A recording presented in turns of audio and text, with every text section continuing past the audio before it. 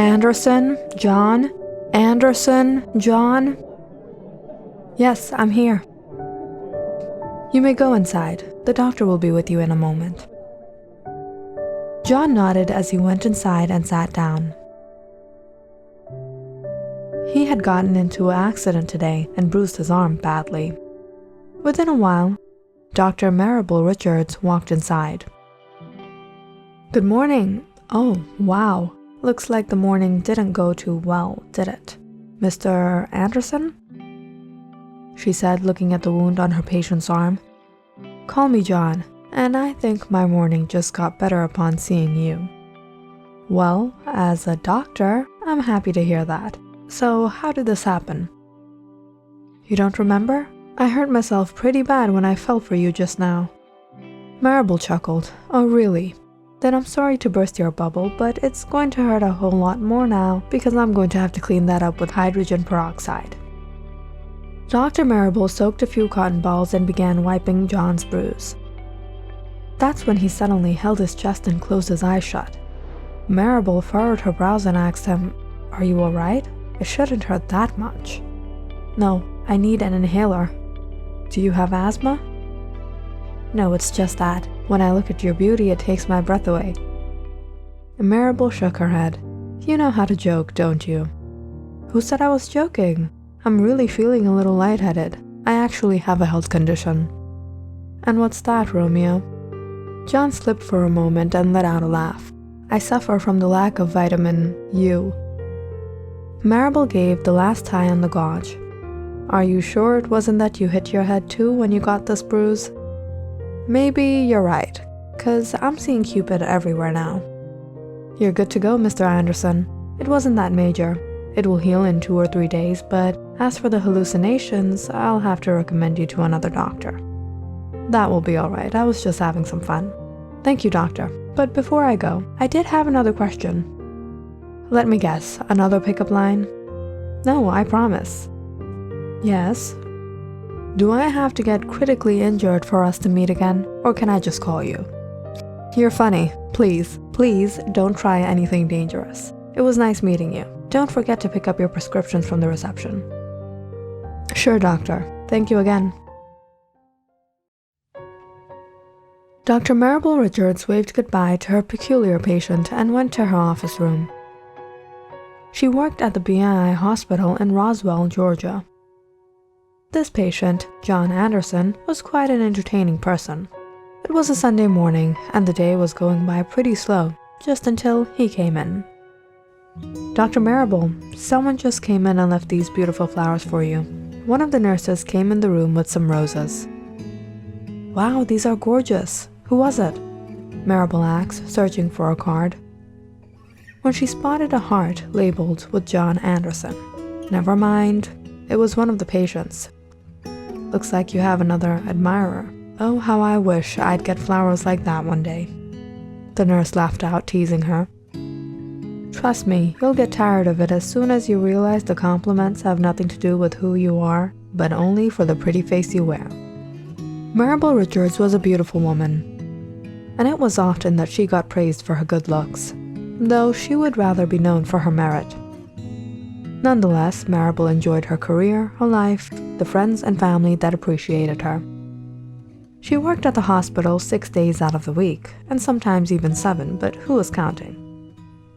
She was quite disciplined with her routine and got here sharp at 7 and left exactly at 8. The weather was chilly tonight when she left work. Marable always walked home since she didn't live too far. However, the long, narrow road she followed through the forest was a little daunting. But she had gotten used to it. It had been nearly a year of working here. With the salary she got, instead of buying a car, she would rather save it for a house of her own. It wasn't like she was getting a raise like the other male doctors she was working beside. Life. Apart from that, just because she was a doctor didn't mean she wasn't lazy to get her daily dose of exercise. And this walk was her guilty excuse. It was about halfway to her home, down the lonely road, that she heard a car driving up. She didn't pay attention to it at first until the car slowed down beside her. She started to feel a little uncomfortable as it followed on with her. and the driver rolled down his window. "Dr. Marable, I didn't know you walked down this route. Did you like the flowers?" Dr. Marable passed a glance at the car, irritated by another guy who was trying to flirt with her, just until she recognized the man she treated earlier today. John Anderson. Had he been waiting for her? "They were lovely, thank you, but you didn't have to go through the trouble." "It wasn't trouble. It was a gift of appreciation for my lovely doctor. Would you like a lift?" he said, smiling at her. "That's all right. My house is only a walk away." "Come on, get in the car. I'll take you there. You look exhausted." Marable wasn't that naive to get into a car with a random guy she barely knew, patient or not. "No thank you, I'm fine," she said as she continued walking. But to her discomfort and now anxiety, John drove his car closer to her by the sidewalk. "Is everything okay? You see, I try to stay pretty honest, and you don't look that great when you're worried. Where's that beautiful smile from this morning?" "You know, I should really get home and rest. I have work early tomorrow." "That's why I wanted to drop you off." Marable scanned the street. People usually didn't take this route, except for a few cars now and then. She thought this guy was okay before, but now he was starting to become suspicious. Why was he being so pushy? "I'm not trying to be rude, Mr. Anderson, but that won't be necessary. I'm getting really late. Good night," she said as she walked off. John sighed as he leaned back in his seat. "All right then, doctor, your wish. I'll see you around." He rolled up his window and drove off, waving at Marable. Marable shook her head, letting out a sigh. She reached home not long after, locked her door, and went on with her nightly routine. She went about cleaning up when she noticed a car through her bedroom window parked opposite to her house. Marable drew her curtains and looked closely, only to be frightened to see John sitting there looking directly at her. He had followed her to her house. How long had he been stalking her like a peeping Tom? Now he even had her address? He knew where she worked? And yeah, coincidence that he knew which street she took home. She was the fool to fall for his stupid jokes. Never again. Never again. Marable anxiously waited for a while to see if he would leave. However, when it had been a long half hour, she started to get worried. She quickly picked up her phone to call the police as she tried to get a look at his license plate number. Just when John caught a glimpse of her, and this time he quickly stepped on the gas and drove off. Marable had no doubt now that his intentions weren't right. She sat down, letting out a deep breath. Who knew what he had in mind? She had her dinner and sat down to binge-watch some shows in bed. But all she could think about was that some creep was stalking her outside her window. Alas, around midnight, Marable dozed off with a flashlight and a knife on her bedside table just in case. It was always better to be safe than sorry. Marable woke up to a slight noise in her kitchen.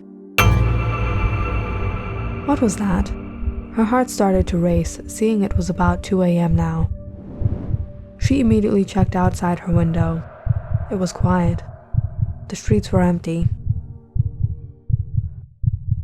But the silence was soon disturbed. When Marable picked up on one of her floorboards creak outside her room, was this really happening? Did that freak patient of hers really break into her house?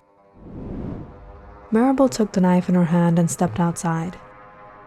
Her hallways were empty. She walked into her living room. Empty. She peered into her kitchen. Empty. But why did Marable get this strange feeling that things weren't what they seemed? That's when Marable noticed something to the corner of her eye. She immediately turned around, seeing a figure in the darkness. She was horrified, but she didn't wait a second to defend herself. She gripped her fist firm and hit the man as hard as she could. right on the face. The man screamed out in pain before he ran out the back door of the house. Maribel instantly locked her doors and windows.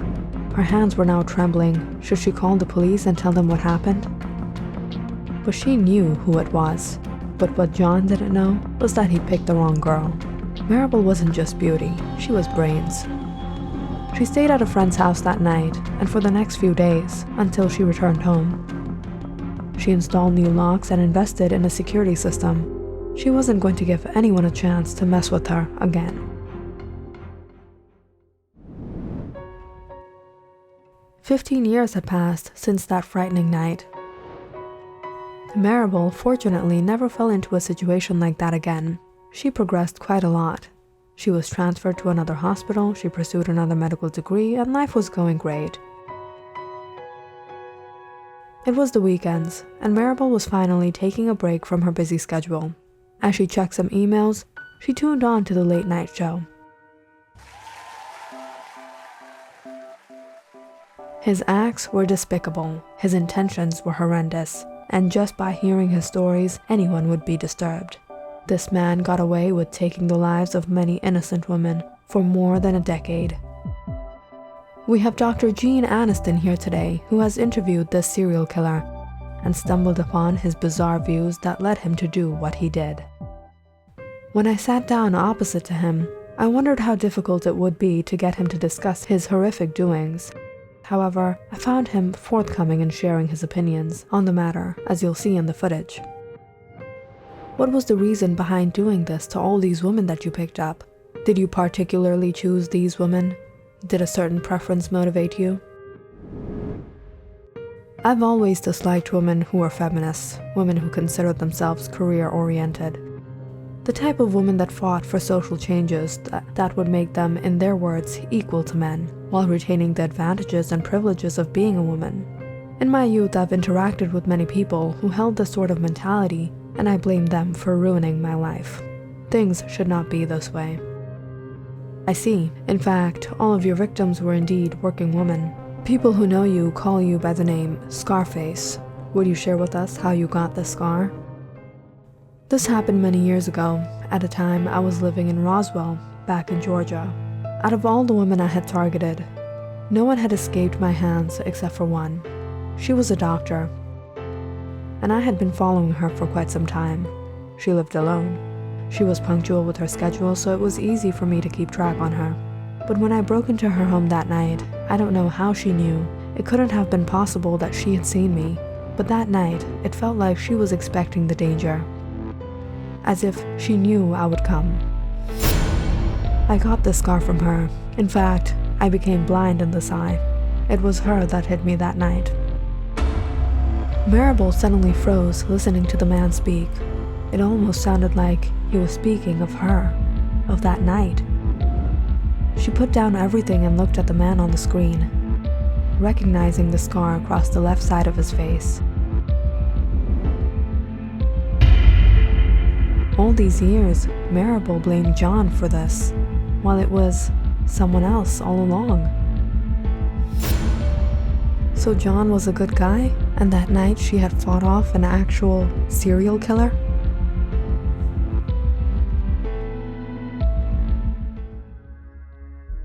Click on the subscribe button and check out more awesome videos on our channel. And don't forget to press the bell icon because you know it's interesting.